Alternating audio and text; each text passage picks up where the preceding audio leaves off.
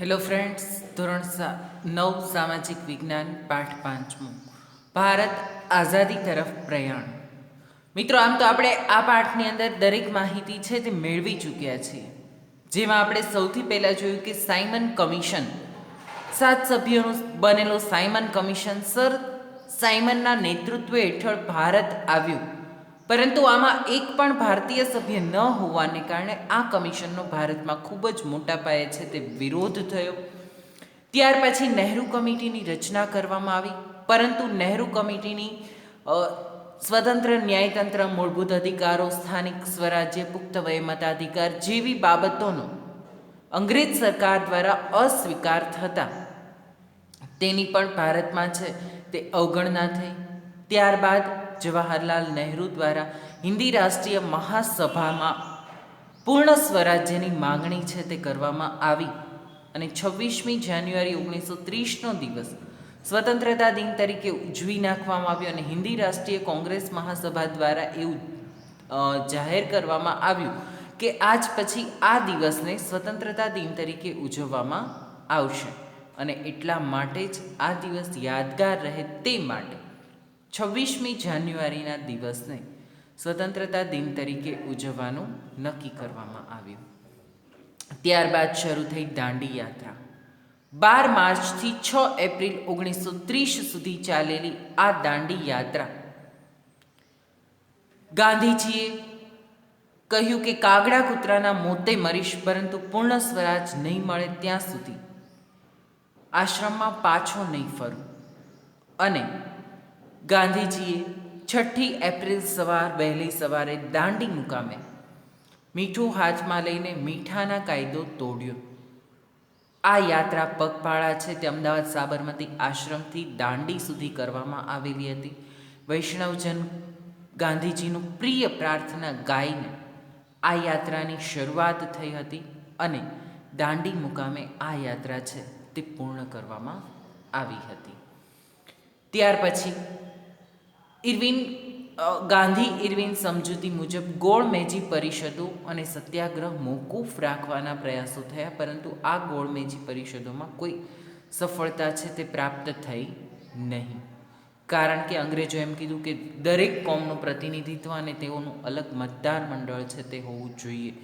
તે બાબત સ્પષ્ટ કરતું હતું કે અંગ્રેજો એવું ઈચ્છતા હતા કે ભારત છે તે જુદા જુદા ટુકડાઓમાં વિભાજિત થાય અને ગાંધીજી હંમેશા એવું ઈચ્છતા હતા કે ભારત છે તે આખું સ્વતંત્ર અખંડ ભારત છે તે સ્વતંત્ર થાય. હિન્દ છોડો આંદોલન છે તે શરૂ કરવામાં આવ્યું. આ આંદોલન દરમિયાન હડતાલો, તાળાબંધી, અંગ્રેજી વસ્તુઓનો બહિષ્કાર, કારખાનામાં અનેક લોકો છે તે હડતાલ ઉપર, મિલ મજૂરો, મુંબઈની મિલો, અમદાવાદની મિલો ઘણા દિવસો સુધી બંધ રહી, શાળા કોલેજોમાં હડતાલો પડી, અમદાવાદમાં 3.5 માસ સુધી બજારો છે તે બંધ રહી. 75 મિલોના 40 લાખ મજૂરોએ 105 દિવસ સુધી શાંત અને અપૂર્વ હડતાલ કરી. પહેલાં ક્યારેય ન બનેલી હોય તેવી હડતાલ. હિન્દ છોડો આંદોલન છે તે દરમિયાન અનેક ભાંગફોડની પ્રવૃત્તિઓ પણ કરવામાં આવી હતી. લડતને કચડી નાખવામાં સરકાર નિષ્ફળ રહી, કારણ કે સરકારે પણ ભાંગફોડની પ્રવૃત્તિ વિરુદ્ધ 70,000 લોકોને જેલમાં પૂર્યા હતા. 538 વાર ગોળીબાર થયો હતો. 1028 માણસો મૃત્યુ પામ્યા હતા અને 3200 લોકોને ઈજા પણ થઈ હતી.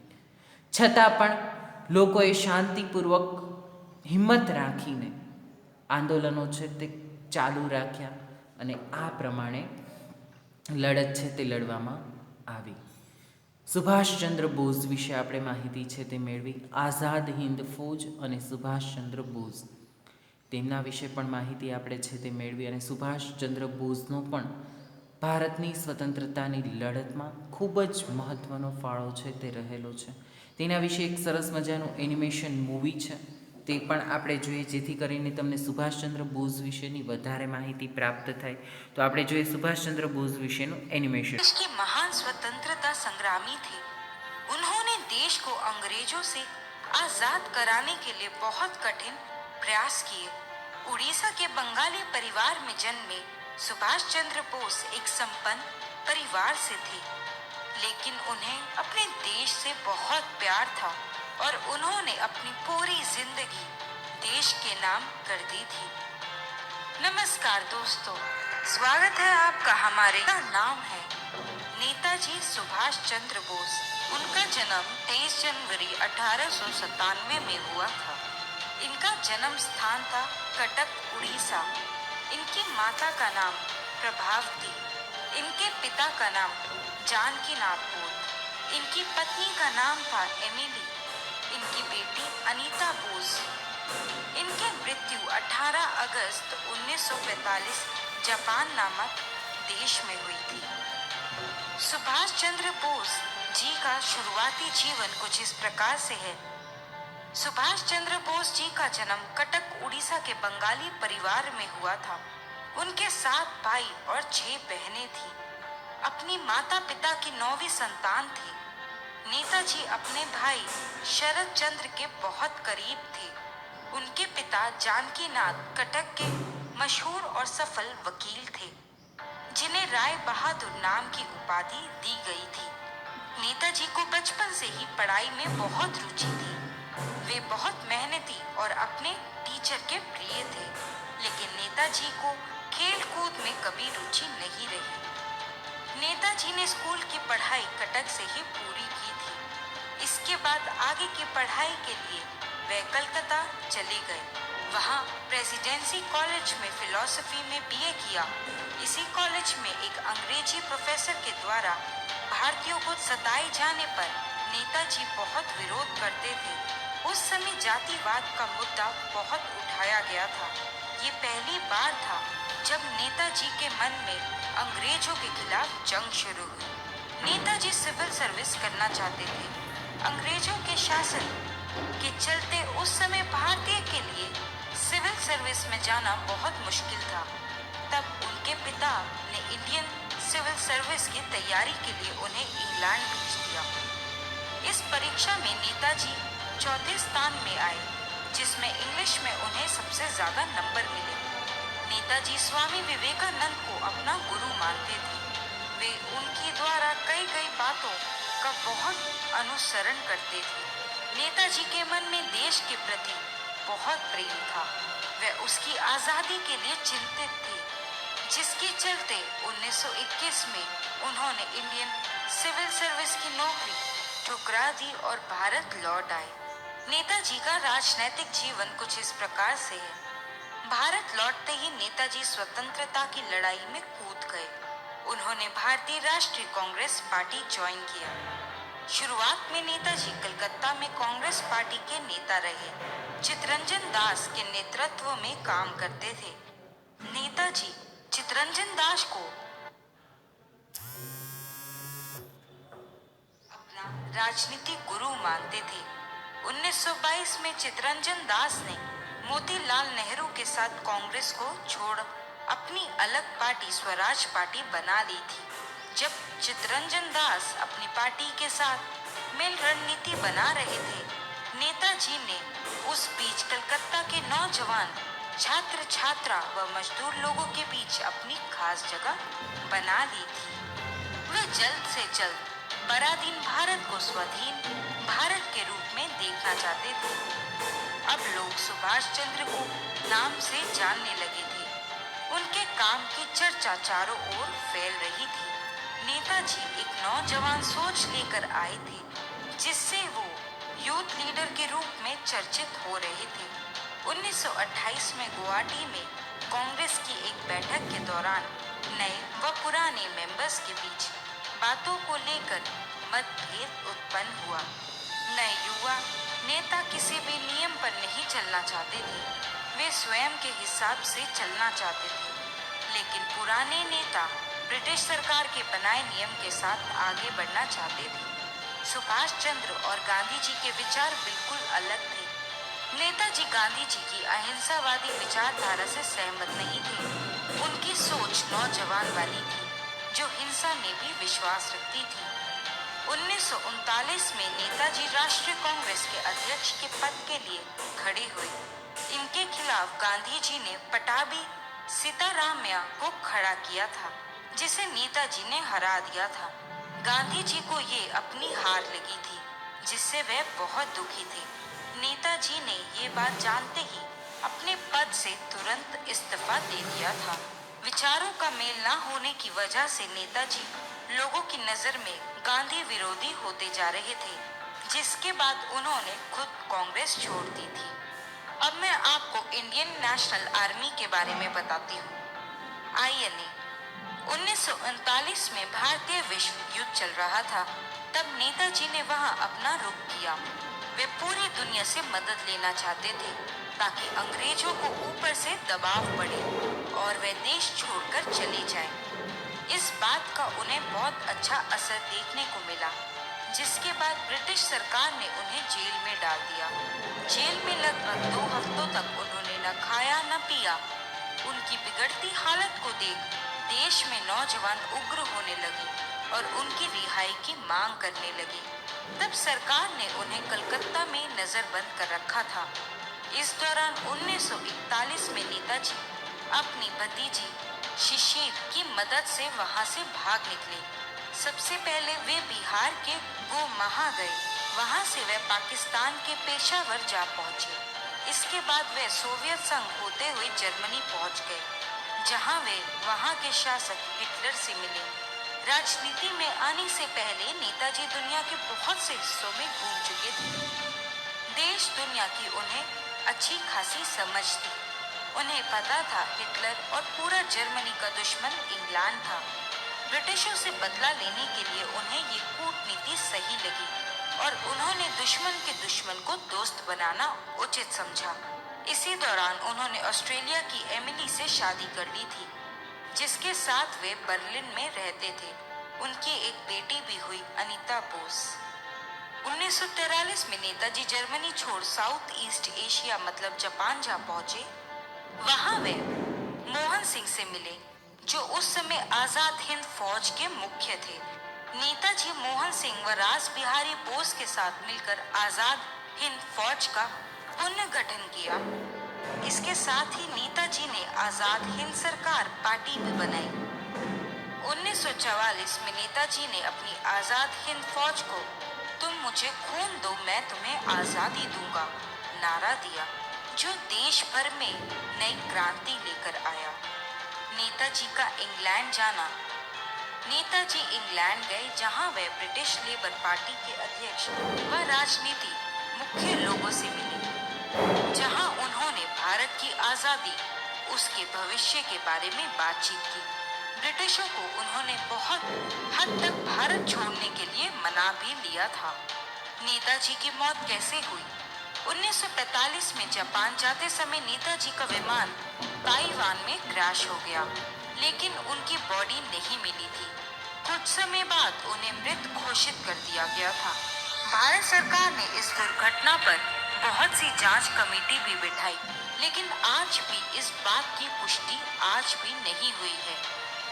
मई 1956 में शाह नवाज कमेटी नेताजी की मौत की गुत्थी सुलझाने जापान गई, लेकिन ताइवान ने कोई खास राजनीति रिश्ता न होने से उनकी सरकार ने मदद नहीं की। 2006 में मुखर्जी कमीशन ने संसद में बोला कि नेताजी की मौत विमान दुर्घटना में नहीं हुई थी और उनकी अस्थियां जो रेकोंजी मंदिर में रखी हुई हैं वो उनकी नहीं हैं। लेकिन इस बात को भारत सरकार ने खारिज कर दिया। आज भी इस बात पर जांच व विवाद चल रहे हैं। तो दोस्तों, ये था उनके जीवन का सफर। अगर आप भी नेता તો મિત્રો, આવું હતું સુભાષચંદ્ર બોઝનું જીવન અને સ્વતંત્રતા માટેની તેમની લડત. સુભાષચંદ્ર બોઝ વિશે માહિતી મેળવી. ઇન્ડિયન ઇન્ડિપેન્ડન્સ લીગની તેમણે સ્થાપના કરી, તેમાં જોડાયા. તેના વિશે પણ માહિતી છે તે આપણે મેળવી. કામચલાઉ સરકારની રચના પણ સુભાષચંદ્ર બોઝ દ્વારા કરવામાં આવી. તેણે રાષ્ટ્રધ્વજ તરીકે તિરંગાનો સ્વીકાર કર્યો. સુભાષચંદ્રના મૃત્યુ વિશે પણ માહિતી છે તે આજે પણ આ રહસ્ય અકબંધ છે. હજી પણ તેના વિશેની કોઈ સ્પષ્ટ માહિતી છે તે પ્રાપ્ત થઈ નથી. અને અંતે મળી ભારતને સ્વતંત્રતા અને હિંદના ભાગલા થયા. માઉન્ટ બેટન યોજના મુજબ ગાંધીજી ક્યારેય એવું ઈચ્છતા ન હતા કે ભારત અને પાકિસ્તાન બે સ્વતંત્ર રાષ્ટ્રો અસ્તિત્વમાં આવે, પરંતુ સ્વતંત્રતા મેળવવા માટે ભારત અને પાકિસ્તાનના ભાગલા કરવા અત્યંત જરૂરી હતા. એ સિવાય કોઈ ઓપ્શન ન હતો કે ભારત અને પાકિસ્તાન જુદા થાય.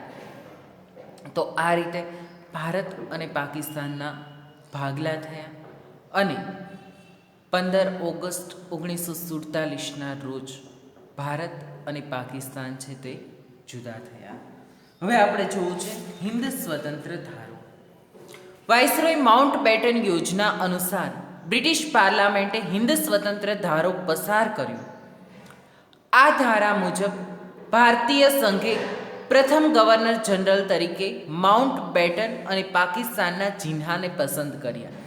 કે ભારતના તો પ્રથમ ગવર્નર જનરલ તરીકે માઉન્ટ બેટન, કારણ કે ભારત સ્વતંત્ર થઈ ગયું હતું પરંતુ બંધારણ ઘડતરની કામગીરી પૂર્ણ થઈ ન હતી. તમે બધા જાણો છો તેમ 2 વર્ષ 11 માસ અને 18 દિવસ એટલે કે 3 વર્ષ જેટલો સમયગાળો છે તે ભારતના બંધારણના ઘડતર માટે થયેલો હતો. તો આ સમયગાળા સુધી ભારતનું શાસન ચલાવવા માટે ગવર્નર જનરલ માઉન્ટ બેટન છે તેને પસંદ કરવામાં આવ્યા કે ત્યાં સુધી તેઓ ભારતનું શાસન છે તે ચલાવે. અને પાકિસ્તાનમાં મોહમ્મદ અલી જિન્ના, જેણે અલગ પાકિસ્તાનની માંગ કરી હતી, તો પાકિસ્તાનનું શાસન છે એ તેમના દ્વારા ચલાવવામાં આવતું હતું. આ ધારાથી હિન્દની પરાધીનતાનો અંત આવ્યો. માટે જ ગાંધીજી આ ધારાને બ્રિટિશ સરકાર દ્વારા હિન્દને અપનાવવામાં આવેલો એકમાત્ર શ્રેષ્ઠ શ્રેયસ્કર ધારો કહે છે. કારણ કે હિન્દ સ્વતંત્ર ધારો હતો તેનાથી ભારતની પરાધીનતા, આપણો દેશ જે અંગ્રેજોના ચંગુલમાં હતો કે તેની ગુલામી ભોગવતો હતો, તેમાંથી મુક્ત થઈ ચૂક્યો હતો. ભારત દેશ સ્વતંત્ર તો થયો જ હતો. એટલા માટે ગાંધીજી આ ધારાને બ્રિટિશ સરકાર દ્વારા હિન્દને આપવામાં આવેલો શ્રેષ્ઠ શ્રેયસ્કર ધારો કહે છે. કારણ કે ભારત માટે આ ધારો ખૂબ જ ઉપયોગી ધારો ગણી શકાય તેવા પ્રકારનો હતો. બ્રિટિશ શાસનના અંતિમ વાઇસરોય માઉન્ટ બેટન દ્વારા સત્તા સોંપવાની કાર્યવાહીની શરૂઆત નવી દિલ્હીના એક સમારંભ યોજી શરૂ કરાઈ. કે સત્તા ભારતને સત્તા સોંપવાની હતી, એટલે બ્રિટિશ સરકારના વાઇસરોય માઉન્ટ બેટન દ્વારા નવી દિલ્હીમાં એક સમારંભ છે તે યોજવામાં આવ્યો. આ સમારોહની અંદર ભારતને તેની બધી જ સત્તા છે તે સોંપવાની કામગીરી છે તે શરૂ કરવામાં આવી હતી, કે જેના દ્વારા ભારતને આઝાદ કરવાનો હતો. 14મી ઓગસ્ટ 1947ની મધ્યરાત્રિ ધ્વજસ્તંભ ઉતારી અને ઇંગ્લેન્ડનો યુનિયન જેક ઉતારી નીચે ઉતારાયો અને ભારતનો ત્રિરંગો રાષ્ટ્રધ્વજ ફરકાવવામાં આવ્યો. માઉન્ટ બેટને ભારતને સ્વતંત્રતા આપતા દસ્તાવેજો ભારતના પ્રથમ હિન્દી ગવર્નર જનરલ તરીકે નિયુક્ત થયેલા સી રાજગોપાલાચારી, ચક્રવર્તી શ્રી રાજગોપાલાચારીને સોંપ્યા. કે આ બધા જ સ્વતંત્ર ભારતના દસ્તાવેજો છે. હવે પછી બ્રિટિશ હુકુમત હેઠળ ભારત નથી. ભારત દેશ છે તે સ્વતંત્ર છે આજથી. ભારતનું બંધારણ જ્યારથી ઘડી લેવામાં આવે ત્યારથી તે જ અમલમાં આવશે અને તે મુજબ ભારત છે તેને સ્વતંત્ર જાહેર કરવામાં આવ્યું. સત્તા હસ્તાંતરણની સઘળી કાર્યવાહી પૂર્ણ થઈ અને સમગ્ર વાતાવરણ આનંદ ઉલ્લાસ લહેરથી ગુંજી ઉઠ્યું. કે સત્તા સોંપવાની જે કામગીરી હતી, અંગ્રેજોએ સંપૂર્ણ સત્તા જે ભારતને સોંપી, આ સંપૂર્ણ કામગીરી પૂર્ણ કરવામાં આવી. પૂરેપૂરું વાતાવરણ છે તે આનંદ લહેરોથી ગુંજી ઉઠ્યું. 15મી ઓગસ્ટ 1947નું સુંદર પ્રભાત ઉગ્યું. સમગ્ર ભારત દેશની જનતાએ આનંદ અને ઉલ્લાસથી પ્રથમ સ્વતંત્રતા દિનની ઉજવણી કરી. ઠેર ઠેર તોરણો બંધાયા, શાળાઓમાં મીઠાઈઓ વહેંચાઈ, અનેકોએ પ્રતિજ્ઞા પૂરી થયાની રાહત અનુભવી. પણ મહાત્મા ગાંધી હિન્દ વિભાજનની વેદનાથી દુઃખી હોય તેઓ એક ઊંડા શોક અને ચિંતામાં ડૂબેલા હતા. કારણ કે તેઓ ક્યારેય એવું ઈચ્છતા ન હતા કે ભારત અને પાકિસ્તાન જુદા થાય. હિન્દુ મુસ્લિમોની એકતા સ્થપાય અને બંને સાથે હળીમળીને રહે તે બાબત જ તેઓ ઈચ્છતા હતા. અને ભારતને સ્વતંત્ર કરવા માટે ભારત અને પાકિસ્તાનના ભાગલા કરવા પણ જરૂરી હતા. નહીંતર સ્વતંત્ર ભારત પણ ક્યારેય શાંતિથી રહી ન શકે. આ બાબત જવાહરલાલ નહેરુ, સરદાર પટેલ દ્વારા ગાંધીજીને સમજાવવામાં આવી અને ભારે હૈયે ગાંધીજીએ એ બાબત માટે હા કહી કે જો દેશ આઝાદ થતો હોય અંગ્રેજોના ગુલામીમાંથી તો ભારત અને પાકિસ્તાન ભલે જુદા થાય. એટલે તેઓ ચિંતનમાં ડૂબેલા હતા અને સમગ્ર જગ્યાએ આનંદનું વાતાવરણ હતું. દુઃખ માત્ર એક જ વાતનું હતું કે ભારત અને પાકિસ્તાન જુદા થયા છે. એક અખંડ રાષ્ટ્રને તોડવામાં બ્રિટિશ સરકાર સફળ રહી અને ભારત અને પાકિસ્તાનને જુદા કરવામાં આવ્યા. ભારત સ્વતંત્ર થયું એટલે સ્વતંત્ર બનેલ ભારત અને તેની સમક્ષની તાત્કાલિક સમસ્યાઓ. મિત્રો, કોઈ પણ દેશ જ્યારે આઝાદ થાય તો સામાન્ય કોઈ સમસ્યાઓ ઉદ્ભવતી નથી. પરંતુ ભારત આઝાદ થયો ત્યારે શું કામ સમસ્યા ઉદ્ભવી? કારણ કે ભારત અને પાકિસ્તાનના ભાગલા થયા હતા. એક રાષ્ટ્રમાંથી બે રાષ્ટ્ર સ્વતંત્ર અસ્તિત્વમાં આવેલા હતા. એટલે દરેક બાબતના ભાગ પાડવાના હતા. જેમ એક ઘરમાંથી બે ભાઈ જુદા થાય એટલે તેમના પિતાની મિલકત, મકાન, સભ્યો ઘરના આ દરેકના ભાગલા પાડવા પડે. તેવી જ રીતે અહીં પણ ભારત અને પાકિસ્તાન બે જુદા થયા એટલે લશ્કરની વ્યવસ્થા કેવી રીતે કરવી, કેટલું લશ્કર પાકિસ્તાનને આપવું, કેટલું લશ્કર ભારતે રાખવું, મિલકતોને લગતા પ્રશ્નો. કારણ કે ભારતની પાસે મિલકત હોય તો તે પાકિસ્તાનને આપવાની, પાકિસ્તાન પાસે મિલકત હોય તે ભારતે લેવાની. ટૂંકમાં મિલકતોના કેવી રીતે ભાગ પાડવા, લેણા અને દેવાના હિસાબ એ પણ હોય મિત્રો. કારણ કે દેશને આઝાદ કરાવવામાં અનેક પ્રકારનો ખર્ચ છે તે થયેલો હતો. તો બંને દેશો સ્વતંત્ર થયા હતા એટલે બેયને એ હિસાબો પણ કરવાના રહેતા હતા. એટલે લેણા દેણાના હિસાબો. નિરાશ્રિતોની સમસ્યા. ભારત જ્યારે આઝાદ થયું ત્યારે ભારતમાંથી પાકિસ્તાન ગયેલા અને પાકિસ્તાનમાંથી ભારતમાં આવેલા લોકો પોતાનું ઘર, મિલકત, સ્થાવર જંગમ મિલકતો હોય તો કંઈ સાથે ન લઈ ગયા હોય, એ બધું લઈને તેઓ ભારત આવતા રહેતા. ભારતમાંથી કેટલાક એવા મુસ્લિમો છે તે પાકિસ્તાનમાં જતા રહ્યા હતા. તો હવે તે લોકોને ત્યાં કેવી રીતે સમાવવા, ભારતના આવેલા લોકોને ભારતમાં કેવી રીતે સમાવવા, આ બાબતે પણ અનેક પ્રકારની સમસ્યાઓ છે તે ઉદ્ભવેલી હતી કે કેવી રીતે બધું છે તે જુદું કરવામાં આવશે. આવેલા લોકોને શરણાર્થીઓ હતા, તે લોકોને ક્યાં વસવાટ કરાવો, તે લોકોને ખાવા પીવાની સગવડતાઓ, તે લોકોને રોજગારી કેવી રીતે આપવી, જાહેર સેવાઓ તથા તે માટે અધિકારીઓ અને વહીવટી તંત્રની વ્યવસ્થા તે પણ પૂર્ણ કરવાની હતી.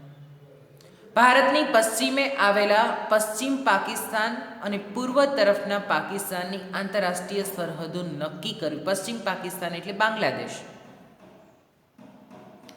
આ બંનેની સરહદો નક્કી કરવાની હતી. તમે ભારતના નકશામાં પણ જોયો છો કે ભારત અને પાકિસ્તાન જુદા થયા, તો હવે સરહદ છે ક્યાંથી પાકિસ્તાન ચાલુ થાય અને ક્યાંથી હિન્દુસ્તાન જુદું થાય, તે સરહદો નક્કી કરવાની સમસ્યાઓ હતી. આ બધી સમસ્યાઓનું નિરાકરણ લાવવાનું હતું. આ દરેક સમસ્યાઓ છે તે દેશની સમક્ષ ઊભી હતી. એટલા માટે આ દરેક સમસ્યાઓ છે તેનું નિરાકરણ લાવીને સ્વતંત્ર ભારતની અંદર કેવા કેવા રાજ્યોની રચના કરવી, કયા વિસ્તારમાં કેવા પ્રકારના રાજ્યો છે તે રાખવા, તે વિશેનું નામ છે તે કેવી રીતે કરવું, તેના વિશેની બાબતોનો પણ પ્રશ્ન છે તે ઉદ્ભવેલો હતો. તેના વિશેની ચર્ચા છે તે આપણે નેક્સ્ટ લેક્ચર છે તેની અંદર કરીશું. આજનો લેક્ચર છે તે ત્યાં સુધી રાખીએ છીએ. હવે પછીના લેક્ચરની અંદર જે કોઈ સમસ્યાઓ ઉદ્ભવી અને આ સમસ્યાઓનું નિરાકરણ કેવી રીતે લાવવામાં આવ્યું તે વિશેની માહિતી મેળવશું. સાથે સાથે જ સ્વાધ્યાયના પ્રશ્નો છે તેની પણ ચર્ચા કરીશું અને આ પાઠને પૂર્ણ કરીશું. સાથે જ તમને જણાવી દઉં કે પહેલા સત્રની અંદર આપણે 10 પાઠ છે તે ભણ્યા હતા. હવે વધારાના જે બાકીના 10 પાઠ છે તે 10 પાઠ આપણે બીજા સત્રમાં ભણવાના છે. કારણ કે પહેલા સત્રની અંદર આપણે જે 10 પાઠ ભણેલા હતા તે પાઠમાંથી 5 પાઠ કેન્સલ થયેલા હતા, પરંતુ બીજા સત્રની અંદર 10 પાઠ ભણવાના છે ને 10 પાઠમાંથી એક પણ પાઠ કેન્સલ થવાનો નથી. એટલે હવે તે દરેક પાઠ છે તે વ્યવસ્થિત રીતે તમારે તેનું સાથે સાથે અધ્યયન છે તે કરવાનું છે. કેટલાક પાઠ છે મિત્રો 9મા ધોરણમાં, તે દરેક પાઠો તમને 10મા ધોરણમાં પણ ઉપયોગી થાય તે પ્રકારના છે. એટલે તે પાઠની તૈયારી હું તમને સાથે સાથે કહું જ છું કે આ પાઠ છે તે 10મા ધોરણમાં તમને આવી માહિતી પૂછાય તો તેના વિશેની તૈયારી છે તે વ્યવસ્થિત રીતે વધારે સારી રીતે કરવાની છે. બીજું, સામાજિક વિજ્ઞાન એક એવો વિષય છે કે જે તમારા સામાન્ય જ્ઞાનના પણ વધારો કરે છે. તમે જો કેબીસી જોતા હોય, કોણ બનેગા કરોડપતિ, તો તેની અંદર પણ સામાજિક વિજ્ઞાનને લગતા ઘણા ખરા પ્રશ્નો છે તે પૂછવામાં આવતા હોય છે, જે મોટે ભાગે તમારા અભ્યાસક્રમને લગતા જ હોય છે. આ સિવાય આજના સમયમાં દરેક વિદ્યાર્થીઓનો એવો ધ્યેય હોય છે કે પોતે છે તે ભણીને સરકારી નોકરી છે તે પ્રાપ્ત કરે, અને આ સરકારી નોકરી મેળવવા માટે પણ સામાજિક વિજ્ઞાન વિષય છે તે તમને ખૂબ જ ઉપયોગી થશે. અને તેના દ્વારા તમે સારામાં સારી રીતે તેની તૈયારી છે તે કરી શકો. એટલા માટે પણ તમારે આ વિષયને વિશેષ મહત્ત્વ આપી. બીજું, સામાજિક વિજ્ઞાન વિષય એવો છે કે તમને ભણવાની પણ મજા આવે. ફ્રેશ થવાના સમયગાળામાં પણ તમે આ વિષય છે તે લઈ શકો. તમને ભણવાની ખૂબ જ મજા આવે, નવું નવું જાણવા તમને મળે. આપણા દેશને સ્વતંત્ર કરાવવા માટે કેવા કેવા પ્રકારના સંઘર્ષો થયેલા હતા, આપણા દેશમાં બંધારણ કેવા પ્રકારનું છે, આપણો સમાજ કેવા પ્રકારનો છે, વાતાવરણ કેવું છે, કેવા કેવા વિસ્તારોની અંદર કેવા કેવા લોકોના પહેરવેશ છે, કેવા ખાનપાન છે, એ બધું તમને ભૂગોળમાં મળશે જાણવા. એટલા માટે દરેક દ્રષ્ટિએ છે તે તમને ખૂબ જ ઉપયોગી વિષય છે અને મજા આવે એવો છે. તો વ્યવસ્થિત રીતે તેની તૈયારી છે તે કરશો. તે સાથે જ આજનો લેક્ચર અહીં પૂર્ણ કરીએ છીએ. Thank you.